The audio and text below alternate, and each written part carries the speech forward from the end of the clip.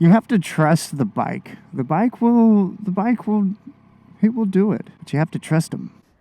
The Triumph is back. Last video you saw me on the Ducati getting a flat tire while this was in the shop. It had to get a new fuel sending unit, but now the fuel gauge works. They replaced this right here, the head gasket. That's new. You can see the copper seal and everything. And got the Triumph bags put on. These are pretty cool because as you lean the bike, the bags actually lean with the bike like a rider, or at least that's how it's sold. Just got it from the shop, came out to the park. It's gonna be a great afternoon. It's Friday, but I am ready to ride my bike because I haven't had it all week. And that other bike, I only had it for one day. Picked up a bolt, and it wasn't, I thought it was like a small nail. I will put a picture right here, maybe, right here. And you can see it was a big bolt type thing. Here you go. Just falling in love all over again. I missed the Triumph. I want to get used to the width of these bags before I get to where I have to travel with them. Because these bags are wide. They are big. There's a lot of space in them though. So that's, I mean, of course there is. They're huge.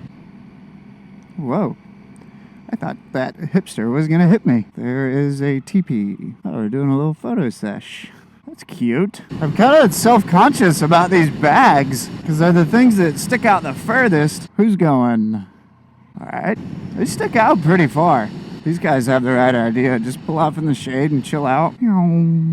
It's funny how I went back and was reviewing some of my older videos. I would come this way all the time on the BMW. Now that I'm staying on a different side of town, I've come back through here and thought it was new. And then there was like one little thing that I remembered and I looked back. And I just feel like this looked so much different. So much more different. I feel like it looked quite a bit differently. What's the right way to say that? It looked really different when I was back then. Whatever. I don't know what I'm trying to say. It's just different. You start to notice some weird things. Ah, phooey. Aha. I've never been up here. This is cool.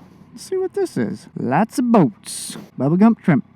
Something about a shiny new boat.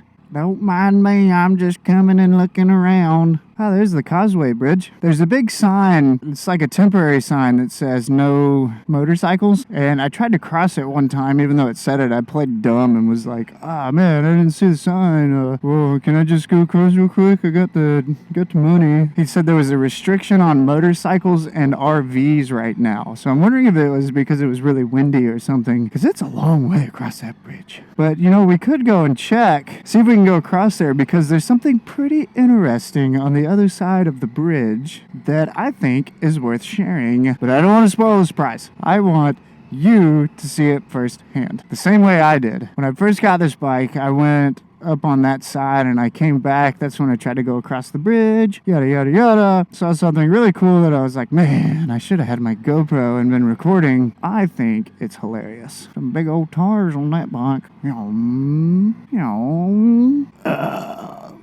Have to get where I can kind of see this bridge so I don't have to get all the way up there and turn around. Oh my gosh. Why do I keep doing that? I keep riding around with this thing wide open. I hope I didn't lose anything. No texting while driving. Okay. Speed limit strictly enforced. Okay. Doesn't say I can't. This would be fun. So this is like the famous bridge. If you look at an atlas or something, this is an incredibly long bridge across the lake down here. But look at how pretty it is. You can't even see the other side. I cannot see the landmass over there at this point. Once I get to the other side here, we'll start heading into the direction of the Suprise. Feeling a little gassy. Man, that's pretty though. Can you imagine if you lived up here and you were coming to New Orleans every morning for work, and you get to see the sunrise over that, and then you go back home after work and you see the sunset over that. Hi. So this lake was formed from the Mississippi, running down all the way into the delta that's down here. That basically is New Orleans. So the Mississippi runs down, and way back before everything even started, the Mississippi would wander around. It would always be different. Well, once the settlers came in, they started controlling the river and building levees and things to keep things from flooding. And at that point, when they started trying to control it, it just so happened to be on a swing